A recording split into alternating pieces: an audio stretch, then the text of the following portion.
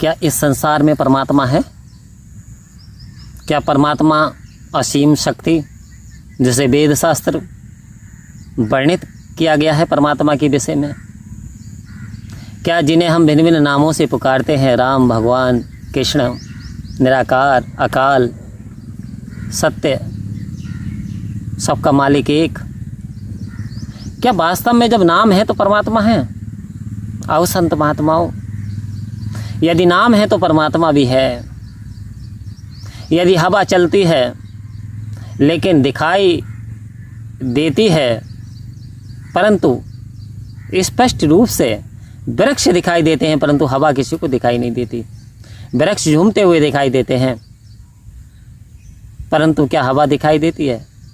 हवा महसूस की जाती है, हवा बॉडी पे टच होती हुई दिखाई देती है, इसका मतलब हवा है। जब ये जो प्राकृतिक शक्तियाँ हैं जैसे ऊष्मा है, प्रकाश, हवा, जल, ये प्राकृतिक शक्तियाँ हैं। अब इन प्राकृतिक शक्तियों को पैदा करने वाला भी है। जो लोग ये कहते हैं कि केवल कर्म है, तो आओ संत महात्माओं, कर्म तो रावण ने भी किया था, कर्म तो कंस ने भी किया था, चाहे अच्छा किया था या बुरा किया था।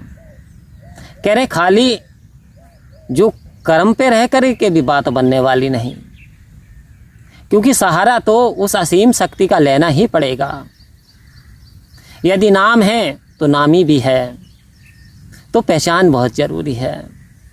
भक्ति करने के लिए कह रहे भक्ति तभी सफल हो सकती है जब हम अपने बनाने वाले की जानकारी कर लें। और यहाँ कवियों ने यहाँ चेतन भी कर दिया कि गफलत में सोने वाले, क्या तुझको कुछ खबर है? मंजिल तेरी किधर है, क्या तुझको कुछ खबर है? अब गफलत में क्यों कहा? क्योंकि आज इंसान गफलत में ही सोया हुआ है।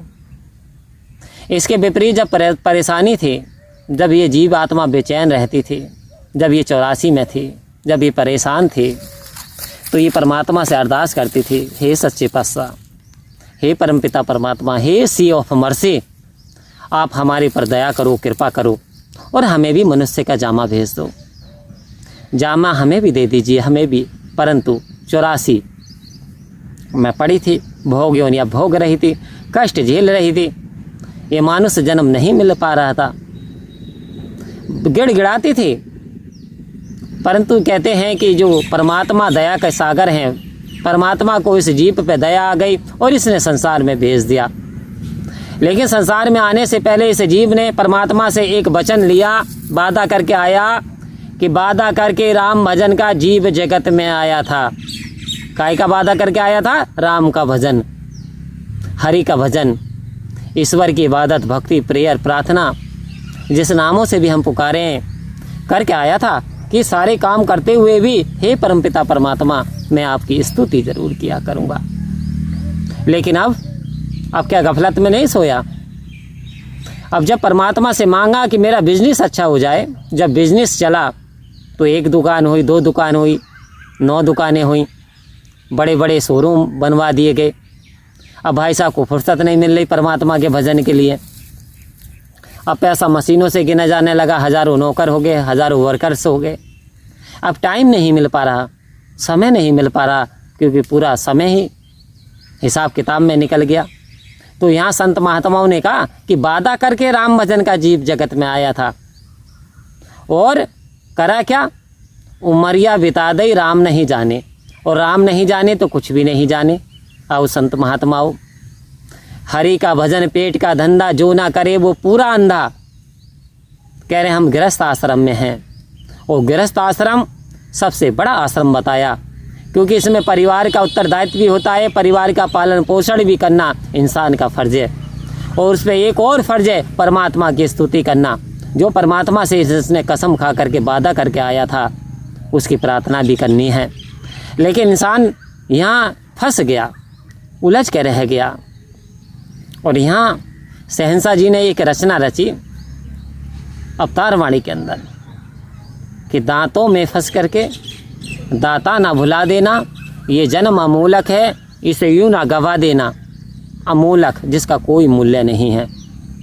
ऐसा बेहतरीन कारीगर जिसने एक ऐसी मशीन बना दी जो पूरी कायनात में कोई ऐसी दूसरी मशीन है ही नहीं, जिसने जिन्नातों पे, देवताओं पे, प्रकृति के सारे प्राणियों पे, जो कि खूंखार, जो कि अपने आप को लॉयन, हाथी, जिराफ, मगरमच्छ इत्यादि जो खतरनाक डेंजरस एनिमल्स हैं, वाइल्ड एनिमल्स हैं, इन पे भी विजय हासिल इस इंसान ने कर ली। तो इंसान सुप्रीम हुआ ना हुआ। और संत महात्माओं, यहाँ तक कि बताया जाता है जब आदम को बनाया गया, जब ईश्वर ने आदम को बनाया और आदम के अंदर जोत डाली, तब आदम से कहा, आओ संत महात्माओं, कि मैंने एक ये मिट्टी का पुतला बनाया है, तू इसके आगे सर झुका दे।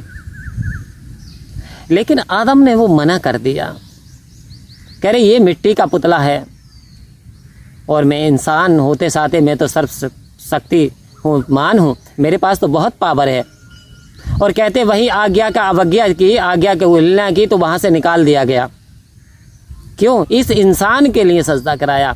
ये देखिए सुप्रीम पावर है या नहीं, कि माना कि दोस्तों बंदा खुदा नहीं है, कि माना कि दोस्तों बंदा खुदा नहीं है, लेकिन खुदा के नूर से बंदा जुदा नहीं है।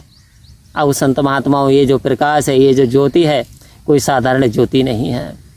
तुम जो अपने आप को सामान्य प्राणी समझते हो, तुम सामान्य नहीं हो, तुम परमात्मा की सर्वश्रेष्ठ रचना हो, तुम अव्वल दर्जे की रचना हो, तुम शक्तिशाली हो। क्यों अपने आप को बेचारे असहाय महसूस करते हो? क्योंकि जबकि तुम्हारे अंदर ये जो शक्ति है, ये शक्ति परमात्मा की शक्ति विराजमान है। जिस प्रकार से हनुमान जी को अपनी शक्ति का एहसास नहीं था, और जब एहसास दिलाया गया तो समंदर को पार कर दिया, पर्वत को उठा कर के ले आए, संजीवन ले आए।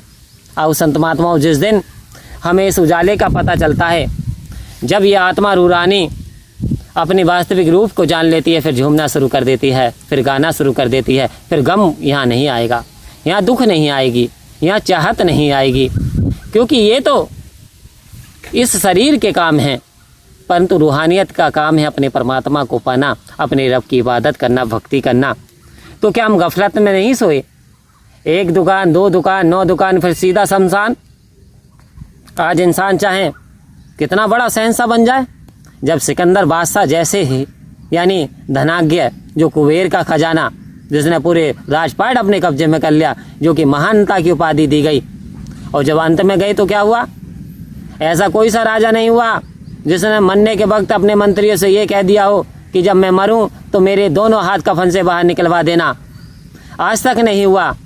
आखिर क्यों दोनों हाथ निकलवा दिए सिकंदर बादशाह ने? और संत महात्माओं, रियलाइजेशन करने की ज़रूरत है, क्योंकि जब अंतिम समय में ये लग रहा था मैं नहीं बचूंगा, तो कहा था मेरी दौलत मेरे साथ रख देना, मेरे हीरे मोती डायमंड्स, तो मंत्रियों ने मना कर दिया था। कह रहे हजूर वहाँ नहीं जाता। बोले क्या जाता है? ऐमाल नामे। क्या जाता है? कर्म जाता है। क्या जाता है? भक्ति जाती है। क्या जाती है? प्रेयर जाती है। तो कह रहा पूरी उम्र बिता दी इन खजाने के चक्कर में, लेकिन इतनी इबादत ना कर पाया, तो इतना तो करना, मेरे दोनों हाथ कफन से बाहर करा देना। तो इतना बड़ा बादशाह जिसने पूरी दुनिया पे हुकूमत कर ली और वो कुछ नहीं ले जा सका, तो हम आप क्या लेकर के जाएंगे? इमेजिनेशन करो। इसलिए हरि का भजन जरूरी है, इसलिए सत्य का संग जरूरी है, इसलिए सिमरन करो, इसलिए भगवत की प्राप्ति करो, इसलिए परमात्मा का जाप करो, इसलिए परमात्मा का सिमरन करो। ये जरूरी है, ये साथ जाएगा, यही तेरे आखिर में काम आएगा। आओ संत महात्माओं, यदि वास्तव में इस इशारे को समझें तो जीवन सुंदर व सरल हो जाएगा।